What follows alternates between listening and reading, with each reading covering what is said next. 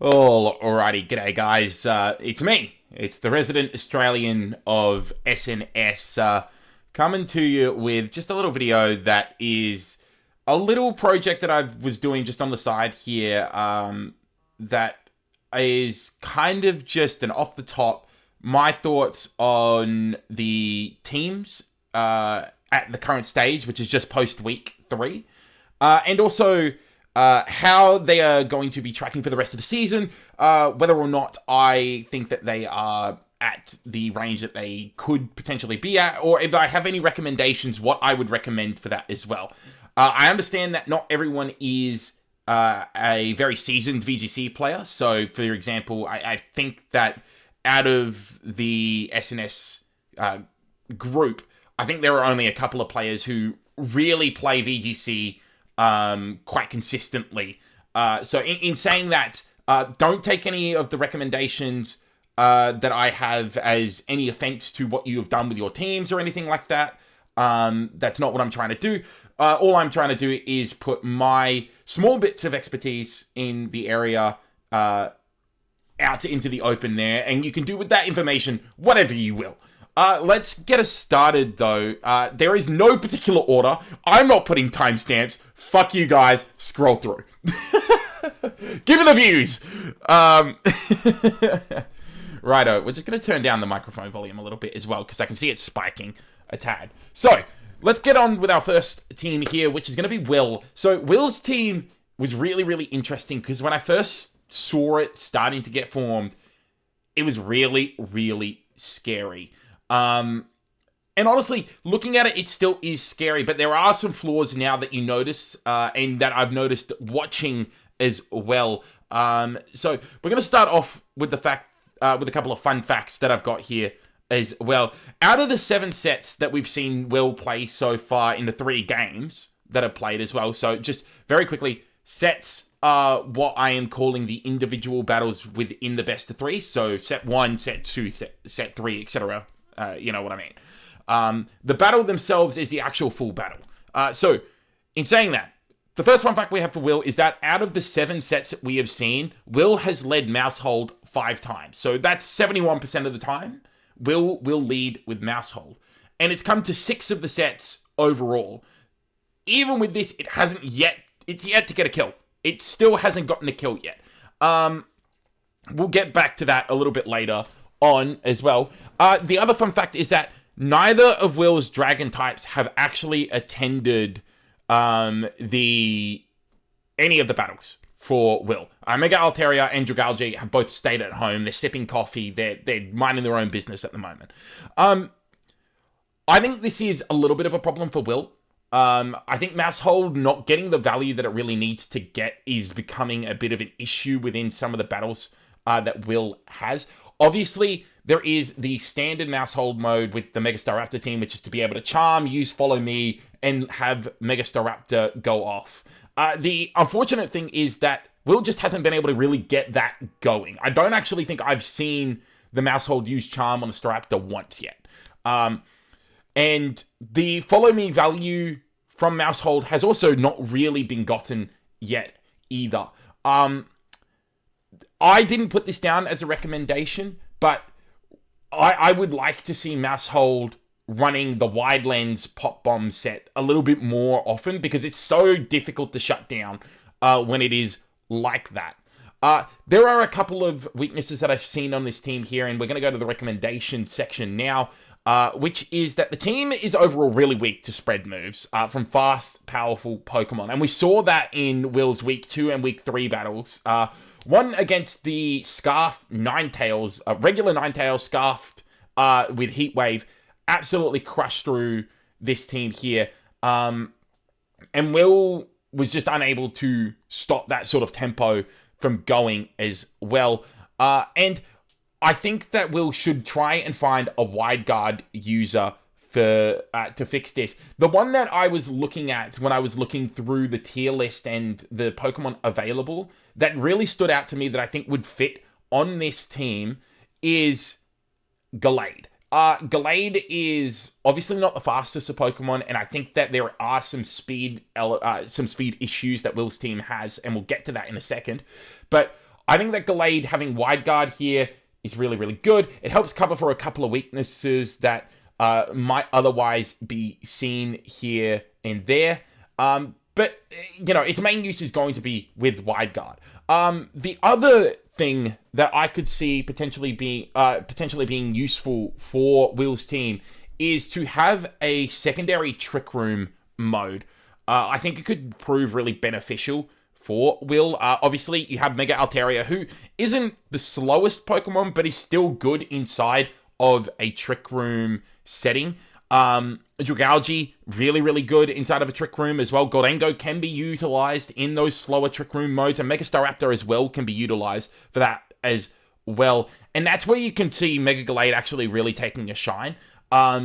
You can, not Mega Glade, sorry, normal Glade taking a shine. It can set Trick Room as well. It can also stop Trick Room from being set.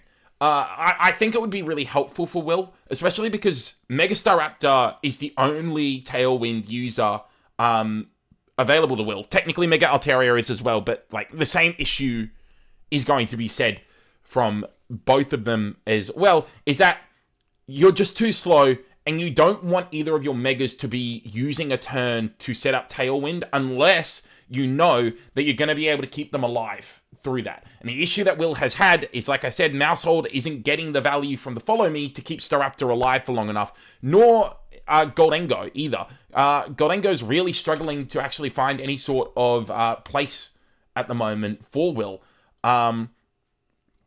I really think that there are some adjustments that can be made, but overall this team can really still sneak into the playoffs if Will plays it correctly and gets better matchups as well. I will say that having to run into Mega Delphox is a really terrible matchup for Will, and Ninetales was just also really difficult for Will to kind of deal with as well. This is where I think Dragalge could have come against that Ninetales set, but as I said, we've yet to see Dragalge actually make an appearance as of yet. So those are just some of my recommendations for Will. Obviously, again, like I said, take them with any grain of salt that you want. You don't have to utilize them at all. It is just something that I found interesting. Moving on, we're going to go to Lan. Lan is a really interesting pick here because I actually think that Lan has probably the best offensive team in the league at the moment. Charizard Y, Garchomp, Venusaur, Crocodile, Aerodactyl. That covers a lot of weaknesses. And it does a whole lot of damage. There's not a lot that resists all of those Pokemon. Yeah, that's pretty much all I have for Lan, though. I think that defensively we do lack a little bit. Obviously, Toxapex is there. But Toxapex can only do so much at the same time, So I would like to see maybe a little bit more defensive ability for Lan here. But it's not awful. It's not like an awful situation because you can just blow them away with pure offense, especially with the metagame being what it is. Megazard and Garchomp being as good as they are, and Venusaur being really underrated in this points draft. Fun fact for Lan is that so far, the two losses that Lan has were to two top 4 players, and one of them was Brandon, who is the top of the league at the moment, in my opinion. When we'll get to it, but is, in my opinion, got the best team. And it was really good prep as well from Lan, learning from the mistakes from week 1. The other thing that I really wanted to point out that I found really the most interesting is that in every single set so far, Lan has started by using Protect or by swapping one of his lead Pokemon. Now, the issue with this is that it's a really passive play. And because Lan's team is so... It's so weak to fake out pressure. Whenever there is a mon that can potentially fake out something, Lan is trying to protect. And more often than not, this is costing Lan sets or games. It's really just coming down to sometimes he protects the wrong targets in a 50-50. That's fair, but you also have Pokemon with the speed tier and the power to not play passive. And that is the first recommendation that I actually have for LAN, is that I think throughout some of the sets, the play has been a little bit too slow tempo for what this team is actually wanting to achieve. This team wants to blitz through an opponent. It doesn't want to give them a second to breathe. So if you're spending that first turn protecting or that first turn swapping out, and then you get killed by, your other Pokemon gets killed by another move, that one turn has already set you behind so much, and you're already trying to play catch up as well. Just something that I picked up on a little bit. And the other thing is that you don't have a fairy type. You do not have a good fairy type on your team, and realistically, you could have one quite easily. You have 9 points remaining. You do not need to have Pokemon like Chimecho and Skarmory and Mushana and Drampa. I don't know what Drampa's doing here. It came to a battle, and I think it did pretty well, but you don't need it here. You already have a Dragon type. In my opinion, you don't need to overlap with Drampa unless you're solely trying to bring it just to have Cloud9. If that is the case, that is the case, right? And that's just you trying not to do a Weather War. Instead of opting into a Weather War, you're just taking Weather away completely. Fair enough. If that is the case, you can still pick up Gardevoir. You can still even pick up Floette Eternal, who is there and really, really fucking powerful. By the way, base 145 special attack, really good speed. Equip a Choice Scarf to it, it can outrun most of the game. And still have Dazzling Gleam and everything like that. The fact that it hasn't been picked up is quite ridiculous to me, in fact. I really think that you could have a better team here if you just got a Fairy-type Pokemon, because there's very little Pokemon in the game that actually resist Heat Wave and Dazzling Gleam or Moonblast. In fact, one of the only few to do it is Charizard. So, I think that you have one that you just need to add, and this team is going to be really, really close to unstoppable. But otherwise, this team is formidable. It's absolutely formidable. It's phenomenal. It's great. I could really easily see this being a top 4 team. And every team needs to really be aware of the offensive threat that it poses to your Pokemon. Moving on is, in my opinion, the best team in the league, and I won't have questions about that, it's just a fun fact, is Brandon. Mega Floette, King Gambit, Vivillon, Lycanroc Dusk, Ceruledge, Liepard, Milotic, Widear, Appleton, Pikachu. Brandon's not lost yet. His closest game was against Lan, like I said earlier, and that was made difficult because there was more of an unorthodox set that directly countered a play that could be made to shut down the weather, which in this case was Rain Dance from Liepard. And that was done with Sunny Day on the Charizard Y. An excellent, excellent play coming out there from Lan as well. So I'm not surprised that Brandon got caught off guard by it. But I think that is also the only way that currently people are going to be able to beat Brandon, is by catching him off guard with something that he is not expecting. This team does not have really any holes whatsoever. I really struggled to come up with any sort of recommendations because this team is just really fucking good. The only one that I could think of is I would like to potentially see, and this isn't even like a must-do because Appleton hasn't really been a factor yet, but I think Flapple could be a really good pick here alongside Widear's Gravity. I think that the synergy between Gravapple, Gravity, Hustle, Flapple, is actually really, really good as a combination. And still gives you the same typing as Appleton, just with less bulk. I don't think you need to worry about the bulk too much, to be completely honest with Appleton. I don't think that Appleton is really providing you the bulk that you would otherwise necessarily be lacking, because I think every one of your Pokemon, with the exception of like Vivillon, Liepard, and Lycanroc, all have bulk. Widear Milotic is one of the best leads in the game. We've seen how that has played a major part in Brandon's strategy in both in pretty much all of the games, actually. We've seen Wide Ear and Milotic come along as well, really utilizing those lower tier-ish Pokemon. At least Wide Ear is a lower tier-ish Pokemon. Lycanroc Dusk is just a really good pickup here as well. And then obviously Mega Flower and King Gambit, really, really difficult offensively to kind of switch into. This is disgusting. This is a disgusting team. Even Pikachu being there to be able to support with Nuzzle, Fake Out, Encore. It can use the Light Ball strategy and, you know, go in that kind of motion as well. This is a really, really dangerous team, and I think Brandon is going to be in the top 2 for the division, if not just the very top of the division. Owen, my man Owen. I'm just going to start with a fun fact here. Owen is unbeaten when Tailwind goes up. But when Tailwind doesn't go up, he has only won 2 sets. I have spelt 1 wrong here. That is meant to be W-O-N. Please forgive me for that, Owen. When Tailwind doesn't go up, he generally loses. That is an issue. And one of those times was against the Trick Room team. One of those was against...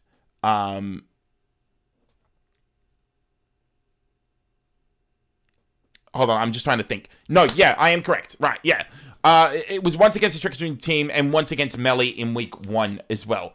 And the other fun fact is that Jolteon is Owen's lead Pokemon 75% of the time. 6 out of 8 sets, Jolteon has been in the lead, and in every single battle thus far, it has picked up 2 kills. So it's still catching people off guard. Alluring Voice especially is seeming to catch people off guard. You have to remember that this Pokemon is really, really fast, has good utility, great power, and a pretty good moveset to boot as well. It's not the deepest moveset, but it's a good moveset for what it needs to do. This team is almost a perfect rain team. In fact, it could be considered a perfect rain team. The only time that Owen lost was realistically because I think he bought the wrong team. So we've yet to really see like Esparthra, or anything like that. I don't know if Simisage is going to get all that much of a chance to shine, but we will see because it does get Fake Out and it can help with some things. I do not think that Mega Beedrill is actually all that good. I think that it would be better if Owen managed to pick up either another Tailwind setter or a Weather, because I think that if Pelipper is unable to get the Tailwind up, then there is no Tailwind at all. And I also think that, and this is actually what I put down here as well, my recommendation is that you could get one more threat that can be used outside of the Tailwind and outside of the rain as well, because otherwise it looks really difficult if Pelipper gets taken down early and you haven't set up your Tailwind yet. I keep wanting to say Tail Room. It's not Tail Room, it's Tailwind. I think it's really difficult if your Tailwind doesn't get set up. But that's really all I have to say about Owen. This team is really, really close to perfect, and Owen, I think, is going to either be in that 2nd or 3rd spot, as he is right now. Darthus is currently in the 2nd slot. This is going to be interesting, because Darthus has Incin, Hatterene, Ninetales, Grimmsnarl, Mega Electros, Hydrapple, Toucannon, Hippowdon, Alchemy, and Komodo. I realize I didn't go through Owen's team all that much. You can see it on the screen. I'm more just kind of going through what my fun facts and recommendations are. But when I have a team that I think is a little bit more interesting than just standard rain or something like that, then I'm going to go through it. So, in saying that, Darthus, this team, on paper, I'm not going to lie, is a bit of a mess. I really rate Mega Electros. I think it's really, really cool. I don't think that it should be a primary Mega Evolution, but you do you. What I find really, really interesting, though, is that Darthus has only used Mega Electros as a physical setup mon. And honestly, it hasn't done a lot so far. So that is something that I think we need to be aware of, is that Mega Electros actually has a really good special attack stat as well. Obviously, its physical attack is 145, but 135 is nothing to sneeze at. And considering that Electros has such a deep special attacking move pool, and you get the boost of the fact that if you knock out your teammates with Discharge, you still get the power boost. So you can have Grimstyle go out there, set up both screens, get the kill on it, and get the boost on to Electros as well. Despite this looking to be a team that looks best to use in Trick Room, the best that Darth's team has looked has been when Trick Room is nowhere near it and Ninetales is just able to spam Heat Wave. And that has been how both Darth's battles have really been won, off the back of Ninetales going burr, essentially. My recommendations for this team are very straightforward, really. I think outside of Trick Room, you lack offensive threats, which wouldn't be too bad of an issue if you didn't only have one Trick Room setter and you were hardly setting up Trick Room. My issue with this becomes that you are kind of in this really awkward speed tier, and you don't have any speed control unless you are using Icy Wind, which I actually don't think any of your Pokemon have. So you kind of get to this point where you don't really have any sort of speed control. And I think he's going to start punishing you when Ninetales can't sweep through an entire team. Obviously, Ninetales, though, is doing a good job at the moment. But I could see Darthus falling off a little bit here if they're not making any changes to their current team. Because, I do really think that there is a lot of things that could be changed here. It just doesn't make a whole lot of sense to me sometimes. But that's all I got really for Darthus at the moment. I'm going to just move on to the next one here, which is Melly. Melly is currently 10th with no wins, 3 losses, and negative 19 diff. And, it's been a rough season for Melly. I won't lie. I don't think that Melly's team is the strongest in the division. I think it has some really good pieces.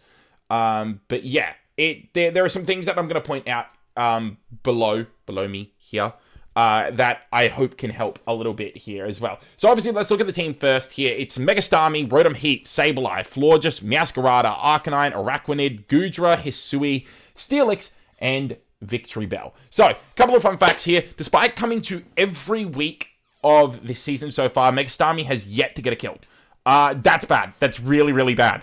Megastarmie is massively powerful, and I think that it needs to be able to get some sort of kills here so that Melly can actually keep themselves in this season. Because there's still a chance to turn this around, but you need to start getting your threats involved into the game here. Megastarmie is one of them. Rotom Heat has yet to come to a battle at all. This is crazy to me. We're going to get down to it in the recommendations. Actually, we're going to get down to it now. Please, for the love of goodness, start bringing Rotom Heat to some of these battles. Its typing is fantastic offensively. It's got a really good ability in Levitate, so it's taking away that you don't have to worry about Earthquake. You don't have to worry about coming in on a Stomping Tantrum or anything like that. And it has Electro Web, which is just much better speed control than using Sticky Webs. In reference to Sticky Webs, Araquanid has come to every single battle, and I think so far we've seen it with Sticky Webs in every battle. My issue with Sticky Webs, and I'll explain it now, is that VGC is a game where battles happen really quite quickly. It's a few turns, and then it's pretty much over. I think at most you'll go to 15 turns. You do not have a team that's going to 15 turns. You have a team that's going to maybe 10 turns at most. And if you're going further than that, you're probably losing because you don't have the actual healing and sustain to go through that. I think with your team, you really want battles to be over quickly.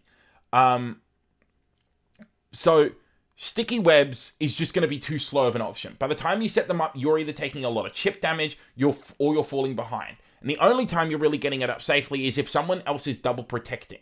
If someone else is double protecting, though, in front of your team, it's, in my opinion, a bit of a misplay because your team does not really do well if there's constant offensive pressure. That's just my note anyway. So I really think that you should start utilizing Rotom Heat a lot more, bringing it as either a Choice Scarfer, or you can bring Citrus Berry on it and have it be more defensive. You can bring Leftovers on it and have it be more defensive. You can run Will-O-Wisp, you can run Electro Web, you can run Volt Switch on it. I think there's just a lot more that you could be doing that Rotom Heat will provide you, more so than something like Araquanid, more so than something like Steelix or anything like that as well. I also think that the way that you're using Sableye is really, really interesting. Wonder Room is really cool tech, don't get me wrong, but it is not going to be sustainable for the season. And in fact, I would really like to see you start utilizing Rain Dance and Screen Support to help your Mega Starmie thrive a little bit more. It also brings Rotom Heat in with Thunder if you wanted to bring in a bit more of that sort of thing. And even if you wanted to keep bringing Araquanid, you can. Water Bubble in the Rain with Liquidation is going to hurt, motherfuckers. It really is going to hurt. So that's my recommendation. Start bringing a little bit more of that supportive Sableye with Rain Dance rather than trying to bring it with Wonder Room and doing that sort of thing. It's cool tech, but I don't think that it is actually going to really help in the long run. That's just my recommendation, though. Like I said, take everything I say with a little bit of a grain of salt here. You guys obviously know what your plans are coming in. I don't. This is just from my perspective. Let's go to the next team, which is North. North is a really interesting case study because I was actually looking through trying to figure out fun facts for North, and it took me a while. Not the first one, at least. The first one was pretty straightforward. Firstly, the team: Sinister, Annihilate, Oranguru, Rampardos, Tauros, Paldea, Mega Marvel, Orthworm, Frostlass, Mega Ampharos, and Staraptor. Just notably, Paldean Tauros was originally Paldean Tauros Aqua. It got traded alongside something else. I don't remember what the other thing was. Already forgotten. Something for Staraptor. In mentioning that, I'm not going to mention every trade because, like, come on. But this is notable because it is just essentially he traded a Tauros for another version of Tauros that is technically worse, but does the same thing anyway. So we're gonna go with that. Annihilate has yet to come to a battle. And this is one of the more interesting things, but I actually understand why, because I could not find a way that Annihilate actually fits into this team. It's a bit of an ugly duck. It really isn't slow enough where the Trick Room is actually going to be utilized all that well for it, but it's also not really fast enough where you want it to try and be sweeping outside of Trick Room either. So I actually think that going with something like Mega Scrafty in this is going to be a lot better. It helps you set up Trick Room easier because of its double Intimidate and Fake Out support. It has way more, well, maybe not way more power, but it has really good power still. The ability to use Close Combat is still there. Knockoff is available to you. And you still get your move like Ice Punch and things like that. The only thing you don't get is Rock Tomb, Rock Tomb, I think it is, that Annihilate gets. But realistically, if you're going against like a Charizard or a Fire team, Rampardos is right there. So yeah, Rampardos is the only other Pokemon, by the way, who's not actually seen the field yet, has not been brought to a battle. So yeah, I think that is quite interesting. And every time that North has used Tauros, so both forms of his Tauros, it has been with the Anger Point ability. And every time that Tauros has come to a battle, Frostlass has come to a battle. This was something that I picked up pretty early on in the season. Actually, when it was first drafted, I saw Frostlass get drafted, and I realized it was on the same team as Tauros. I knew exactly what was going to be happening there. And honestly, it's a gimmick. It's a good gimmick to be able to fall back on. It can catch people off guard. I think it may have been a little bit overused so far by North, but it's funny. So, like, what can I say? It's funny.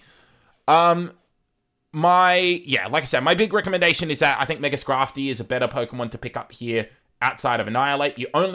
I know you have Mega Ampharos and Mega Mawile, but you can trade Mega Ampharos. It's fine. You can pick up a Wide Guard Pokemon for it. It's fine.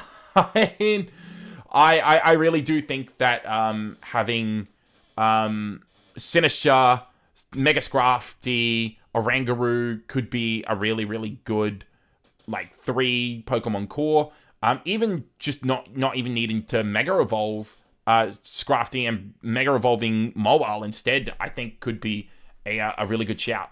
Like I said, spread moves are kind of a weakness on this team here. If you trade Annihilate for Mega Scrafty, you gain 2 more points, which leaves you with 4. You can trade Mega Ampharos out for 8. Get yourself Gallade. You get a Wide Guard Pokemon. You get a Trick Room setter. You get a Pokemon that's good in Trick Room. It is another fighting type, so you are kind of doubling up on fighting types a little bit, but, like, also, who cares? And I'm also pretty sure it gets upper hand as well, so it can stop Fake Out if that is becoming an issue for whatever reason. Otherwise, I think North should be up there. I think North should be able to get himself up into at least the top 6. Definitely, maybe even top 5. Definitely should be vying for a playoff spot. Starling. This team is weird. This team is just really strange to me. They're currently 8th place. This is their team here. Farigiraf, Sylveon, Mega Aggron, The Wall, Hisuian Zoroark, Sneasler, Scovillain, Mimikyu, Morpeko, Gliscor, Bastiodon. I'm just going to get straight into the fun facts here. Despite having the best Trick Room setter in the game, and one of the slowest Mega Evolutions of all time, Starling is actually yet to click the move Trick Room. And the only Pokemon that hasn't been bought so far for Starling is Scovillain. I found that really interesting. I thought Scovillain could have been used nichely against the Mega Charizard Y team of, I believe it's Darth. I've already forgotten. Where is it? Land. Against Land, I think that Starling could have done Scovillain and been quite aggressive with it, but that's neither here nor there. I just... It's really difficult to give a recommendation to Starling because I know what they want to do, and the Wall is kind of a meme. Genuine advice, though, is that Mega Aggron doesn't fit this team. There, I said it. I feel like a dickhead, but I said it.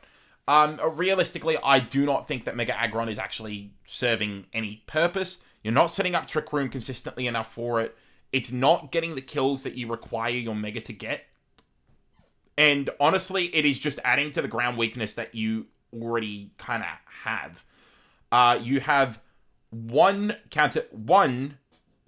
immunity to ground, and you have 1, 2, 3, 4 Pokemon that are weak to ground, and the rest of your Pokemon are pretty frail. So if you get hit by a ground type move, you're taking quite a bit of damage.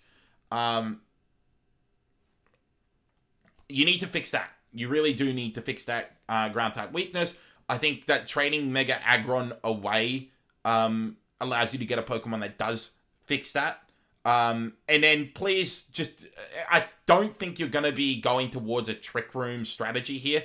If you're going to keep Farigiraf, you're keeping it solely because you want to make sure that you have Armor Tail as a threat. And that's respectable, but it does take away a lot of value that Farigiraf has outside of that. I mean, the Giraffe does still have Helping Hand, don't get me wrong. And it does pretty respectable damage. But obviously, its main thing is a Trick Room setter. And if you're not doing that, its value is really significantly hard. Like, significantly... I can't even think of the word. That's how like, wigged out I am. yeah, it's very much lowered in its significance without clicking Trick Room. Whew. Oh, excuse me. It is getting a little bit later on during the evening, so I am a little tired. Also, I just don't think that this team really suits Trick Room all that much. Sneasler is your fake out. Sneasler and Morpeko are both your fake out mons, and they're both quite fast. So my issue becomes that that's great. You can fake out and set up Trick Room, but then you've got two really fast You've got a really fast Pokemon on the field next to Farigiraf. And I just don't think you want that to be the case. So yeah, that's my recommendations for attempting to either fix this team or make this team just a little bit better. Gant. Gant's currently 2-1 with a 6 differential. Whimsicott, Primarina, Mega Delphox, Mega Skarmory, Scrafty, Mamoswine, Ariados, Gourgeist, Altaria, Reuniclus. Couple of fun facts here. Every time that Delphox has been used in a set, Gant has won that set. And both times that Gant has led with a support one with Mega Delphox, he's won the set 4-0. So the two times that was done was with Ariados and Delphox. And the second time that it was done was Whimsicott and Delphox. This team goes purely on pure fucking adrenaline. It wants to outspeed you. It wants to destroy you before you get a chance to move. Mega Delphox allows you to do that. Mega Skarmory is pretty good at doing that as well. Mamoswine is quite good at doing that. But outside of that, that's where kind of the Trick Room kind of stops. Scrafty with Intimidate is good. Primarina is just a pretty good Pokemon overall, in my opinion. And then Ariados is very good utility. Gourgeist, we've seen a little bit of with Leech Seed shenanigans. Can be good in the right situation. But so far, we've yet to see Altaria. And we've yet to see Reuniclus. And this is where my recommendation comes in. I don't think that Reuniclus is serving much of a purpose on this team. In fact, I actually think it's just filling in space for the sake of filling in space. You still have 3 more points. I think that you could potentially go for Rotom Mow for added speed control with Electro Web. You get the grass type coverage just in case you're not bringing Whimsicott to a battle for whatever reason. It could be because maybe Whimsicott doesn't have a good matchup. Maybe Tailwind just isn't going to be able to help you in a matchup. I do think that you can go for something like that. And yeah, that way you would have 2 Levitate Mons as well. Mamoswine is able to then click Earthquake way, way more frequently. I mean, already Mamoswine can click Earthquake pretty frequently with Mega Delphox and Mega Skarmory. But imagine you add Rotom Mow to that list with Electro Web. Suddenly your Mamoswine is also outspeeding things and clicking Earthquake while you're clicking Electro Web as well. Just something to consider from my point of view as well. But again, take it with whatever grain of salt that you want to take that with, Gant. Is that it? Oh my god, have I reached the end already? Jeez, I thought that would go for a lot longer, but that is about the end. So, after week 3 shaping up, I think that there are some really clear-cut patterns from each team. And I think there's some weaknesses in every team, aside from maybe Brandon. And maybe Owen's team as well. Owen's team is really good. So I think those are going to be the 2 teams that you need to watch out for going into the rest of the season. If I had to predict the team that's going to fall off the most, I think Darthus will potentially fall off. Incineroar is very, very good, but I do think that the rest of the team is going to struggle with higher speed tiers, and if Trick Room does not get set up by Haldarine. Outside of that, thank you so much for tuning into this team evaluation post week 3 for the Emerald Division. Jade Division, let's face it, you fucked up. You weren't good enough to get first, so you'll get it. I'll get around to you when I get around to you. We will chat to you guys later. Take care. Bye-bye.